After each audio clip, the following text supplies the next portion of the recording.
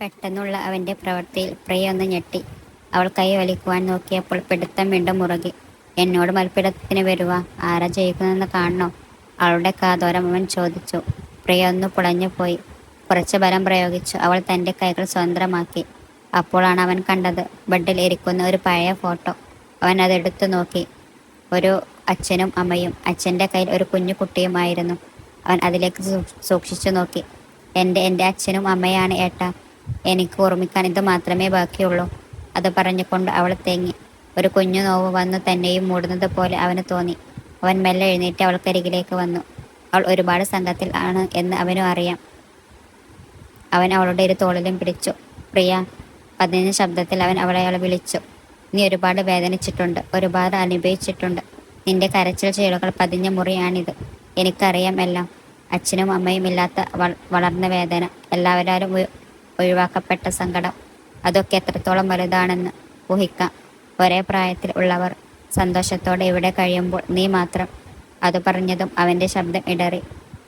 പക്ഷേ പ്രിയ, ഒരു കാര്യം, ഒരൊറ്റ കാര്യം ഞാൻ പറയാം.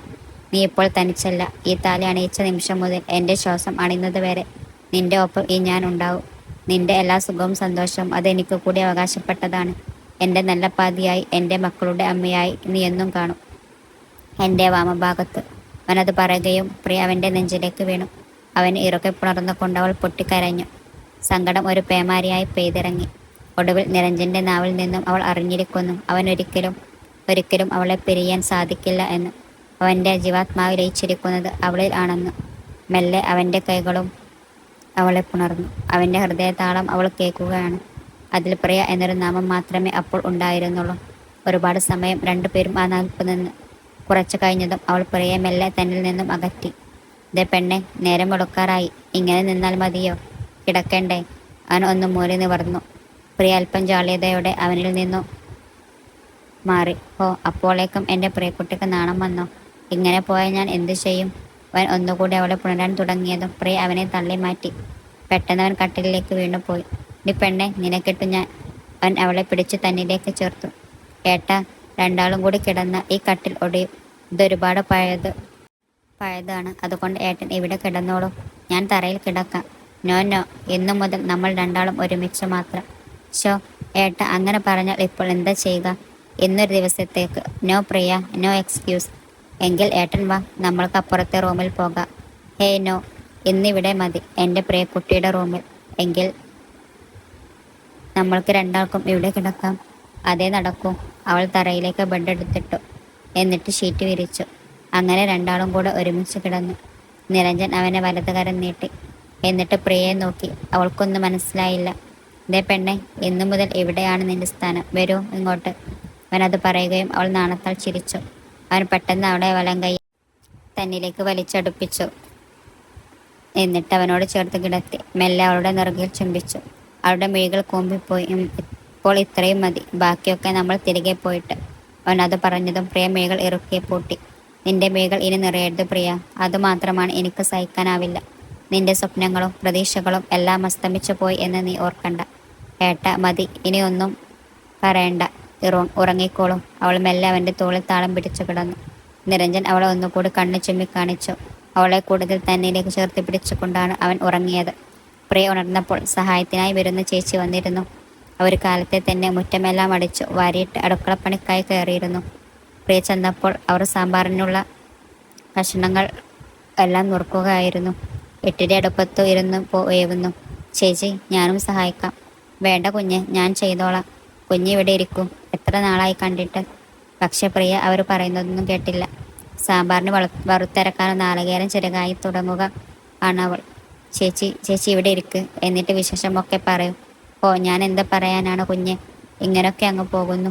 മീരക്ക് വയ്യാണ്ടപ്പോൾ ദേവൻ ആണെങ്കിൽ എന്നെ വന്ന് വിളിച്ചു. കുറച്ച് ദിവസത്തേക്ക് ഇവിടെ വന്ന് നിൽക്കാൻ പറഞ്ഞു. അങ്ങനെ വന്നതാണ് ഞാൻ. എനിക്കും വയ്യ കുഞ്ഞ്, സന്ധിവാദമാണ്. അവരങ്ങനെ തൻ്റെ ആകുലതകൾ ഒക്കെ വിവരിക്കുകയാണ്. പ്രിയ അത് കേൾക്കുന്നതിനൊപ്പം ഇരുമ്പ് ചീനച്ചട്ടിയിലേക്ക് വറുക്കുവാനുള്ള നാളികേരം വിട്ടുകൊടുത്തു. പ്രിയയുടെ വീട്ടിലെ വിശേഷങ്ങളും അവൾ പറയുന്നുണ്ട്. അടുത്ത വീട്ടിലെ ചേച്ചിയുടെ അടുപ്പോഴേക്കും അമ്പലത്തിൽ പോയിട്ട് ദേവനും വന്നു. ആ, ചെറിയച്ഛൻ കാലത്തെ അമ്പലത്തിൽ പോയല്ലേ? പതിവ് ശീലങ്ങൾ ഒന്നും ഇതുവരെ തെച്ചിട്ടില്ല കുട്ടി. പറ്റുന്നിടത്തോളം പോകും ഞാൻ. അയാൾ ഇലച്ചേന്തിൽ നിന്നും അല്പം പ്രസാദം എടുത്ത് പ്രിയയുടെ നെറ്റിമേൽ വരച്ചു. സുഖല്ലേ എൻ്റെ കുട്ടിക്ക്? അതെ ചെറിയച്ച. ഏട്ടനും അവിടെയുള്ള ആളുകളും ഒക്കെ പാവമാണ്. എന്നെ എല്ലാവർക്കും വളരെ ഇഷ്ടമാണ് കേട്ടോ. എൻ്റെ കുട്ടിയെ ആർക്കാണ് ഇഷ്ടമല്ലാത്തത്? നന്മ മാത്രം ഉള്ളവൾ അല്ലേ നീ? അപ്പോഴേക്കും സഹായിക്കാൻ വന്ന ചേച്ചി ചെറിയമ്മക്കുള്ള ചായയുമായി വന്നു കൊടുത്തു. അത് മെല്ലെ ഊതി ഊതി കുടിച്ചു. അല്പം കഴിഞ്ഞപ്പോൾ പ്രിയ വീണ്ടും അടുക്കളയിലേക്ക് ചെന്നു. സാമ്പാർ അടുപ്പത്ത് വെട്ടി തിളക്കുന്നുണ്ട്. അവൾ അല്പം എടുത്ത് രുചിച്ചു നോക്കി. എല്ലാം പാകത്തിനായിരുന്നു. നിരഞ്ജൻ ഉറങ്ങുന്നു എന്നറിയുവാനായി പ്രിയ റൂമിലേക്ക് ചെന്നു. അവൻ അപ്പോൾ കുളിയൊക്കെ കഴിഞ്ഞ് ബെഡിൽ വെറുതെ ഇരിപ്പുണ്ടായിരുന്നു. ആ ഏട്ടൻ ഉണർന്നിരുന്നോ? അവൾ അവൻ്റെ അടുത്തേക്ക് വന്നു. പ്രിയ, നമ്മൾക്ക് കാലത്തെ മടങ്ങണം. അവൻ ധൃതി കാട്ടി. അയ്യോ, കാലത്തെയോ? നാളെ പോയാൽ പോരെ ഏട്ടാ? അത് പറ്റില്ല പ്രിയ, എനിക്ക് കുറച്ച് പ്രോഗ്രാംസ് ഒക്കെ ഉണ്ടല്ലോ. അതെ, എന്നാൽ പിന്നെ ഞാൻ 2 ദിവസം ഇവിടെ നിന്നോട്ടെ? മടിച്ചാണ് അവൾ ചോദിച്ചത്. നിരഞ്ജൻ അവളെ ഒന്ന് നോക്കി. ഓക്കെ, എന്നാൽ താൻ ഇവിടെ നിന്നോളൂ. ഉള്ളിലെ നീരസം പുറത്തു കാട്ടാതെ അവൻ പറഞ്ഞു. അതല്ല ഏട്ടാ, എനിക്ക് നാണയമ്മൂമ്മയൊന്ന് കാണാം. പിന്നെ ഡാൻസ് ക്ലാസ്സിലൊക്കെ ഒന്ന് പോകണം, കുട്ടികളൊക്കെ കാണുവാനായി. അതുകൊണ്ടൊക്കെയാണ്. അവൾ തൻ്റെ ഉദ്ദേശം അവന് വെളിപ്പെടുത്തി. ശരി, താൻ നിന്നോളൂ. അവൻ്റെ മുഖത്തെ വാട്ടം അവൾ ശ്രദ്ധിച്ചു. ഏട്ടാ, അല്ലെങ്കിൽ ഒരു കാര്യം ചെയ്യാം. നമുക്ക് കാലത്തെ നാണയമ്മൂമ്മയെ പോയി കാണാം. പിന്നെ ഡാൻസ് സ്കൂളിലും പോയാലോ? എന്നിട്ട് ഉച്ചയാകുമ്പോൾ ഇവിടെ നിന്ന് തിരിക്കാം. പെട്ടെന്ന് അവൾ എന്തോ പോംവഴി കണ്ടുപിടിച്ചതുപോലെ പറഞ്ഞു. നിരഞ്ജൻ്റെ മുഖം പ്രസാദിച്ചു. അവൻ വാതിൽക്കലേക്ക് നടന്നു. എന്നിട്ട് ഡോർ സാവധാനം ലോക്ക് ചെയ്തു. പ്രിയയുടെ മുഖത്തൊരു അങ്കലാപ്പ് നിറഞ്ഞു. അവൻ മെല്ലെ അവളുടെ അടുത്തേക്ക് നടന്നു വന്നു. അവൾ പോലും അറിയാതെ അവൾ വിയർപ്പ് തുള്ളികൾ മുട്ടിട്ടുണ്ട് കൊണ്ടിരിക്കുകയാണ്. അവൻ്റെ ശ്വാസോച്ഛ്വാസം അവളുടെ കവിളിൽ മെല്ലെ തട്ടി. പ്രിയ നിലത്തേക്ക് മിഴികൾ ഊന്നി നിൽക്കുകയാണ്. ഒരു ബലത്തിനെന്നോണം അവൾ അരയിൽ കിടന്ന് മേശമേൽ പിടിച്ചു. നിരഞ്ജൻ ഒരു വേള അവളുടെ കൈകൾ രണ്ടും കവർന്നെടുത്തു. പ്രിയയാണെങ്കിൽ ഇപ്പോൾ കുഴഞ്ഞു വീഴുന്ന പരുവത്തിലായിരുന്നു. ഹൃദയത്തിൽ സംരക്ഷ വികാരങ്ങൾ മുളപൊട്ടുന്നത് രണ്ടാളും ഒരുപോലെ അറിഞ്ഞു. കൈകളിലെ പിടുത്തം വിട്ടിട്ടാൻ അവളുടെ ഓമനത്വം ഉള്ള മുഖം കൈക്കൊമ്പിൽ എടുത്തു. പ്രിയ, കാതരായി അവൻ വിളിച്ചതും അവൾ ഒന്ന് പിടഞ്ഞു. ഇവിടെ നോക്ക് പ്രിയ, അവൻ മെല്ലെ അവളുടെ കാതിൽ പറഞ്ഞു. പക്ഷെ അവൾ നോക്കിയില്ല. പ്രിയ, പ്ലീസ് ഒന്ന് നോക്ക്, അവൻ വീണ്ടും പറഞ്ഞു. അവൾ നോക്കുന്നില്ല എന്ന് കണ്ടതും അവൻ്റെ മുഖം അവളിലേക്ക് ചേർന്നു വന്നു. പെട്ടെന്നൊരു ഉൾപ്പറയിൽ അവൻ അവളെ തള്ളി മാറ്റി. എന്നിട്ട് വാതിൽക്കലേക്ക് ഓടിപ്പോയി. ഡോർ ലോക്ക് മാറ്റിയിട്ട് അവൾ യന്ത്രം കണക്കെ വെളിയിലേക്ക് പാഞ്ഞു. ബ്രേക്ക്ഫാസ്റ്റ് കഴിച്ചുകൊണ്ടിരിക്കുമ്പോൾ നിരഞ്ജൻ്റെ കണ്ണിൽ പെടാതെ പ്രിയ ഒഴിഞ്ഞു മാറിപ്പോവുകയാണ് ചെയ്തത്. നിരഞ്ജനും ദേവനും ഉമ്മറത്ത് വെറുതെ വിശേഷങ്ങൾ പറഞ്ഞു കൊണ്ടിരിക്കുകയാണ്. ചെറിയച്ച, ഇന്ന് ഉച്ച തിരിയുമ്പോൾ ഞങ്ങൾ ഇവിടുന്ന് തിരിക്കും. എനിക്കൊന്ന് ചെന്നിട്ട് കുറച്ച് പ്രോഗ്രാംസ് ഉണ്ട്. അത്യാവശ്യമാണ് മോനെ. നാളെ കാലത്ത് തിരിച്ചാൽ പോരെ? അത് പറ്റില്ല ചെറിയച്ച, എനിക്ക് അത്യാവശ്യമായി 1-2 മീറ്റിംഗ് ഉണ്ട്. പിന്നെ എനിക്ക് ബാംഗ്ലൂർ വരെ ഒന്ന് പോകേണ്ട കാര്യമുണ്ട്. ഇന്നിവിടെ നിന്നും തിരിച്ചാലേ എൻ്റെ പ്ലാൻസ് എല്ലാം നടക്കുകയുള്ളൂ. എങ്കിൽ മോൻ്റെ ഇഷ്ടം പോലെ. പ്രിയമോൾ നാണയമ്മൂമ്മയെ കാണാൻ പോകുന്ന കാര്യം പറഞ്ഞിരുന്നു. ആ കുട്ടി മറന്നു അത്? മോളെ പ്രിയെ, അയാൾ അകത്തേക്ക് നോക്കി വിളിച്ചു. ചെറിയച്ഛൻ എന്നെ വിളിച്ചായിരുന്നോ? പ്രിയ ഇറങ്ങി വന്നു. ഉവ്, മോൾ ഇന്നലെ എന്നോട് പറഞ്ഞില്ലേ നാണയമ്മൂമ്മയെ കാണാൻ പോകണമെന്ന്? നിരഞ്ജൻ മോൾ പറയുന്നത് ഇന്ന് ഉച്ചതിരിഞ്ഞ് നിങ്ങൾക്ക് ഇവിടെ മടങ്ങണം എന്നാണ്.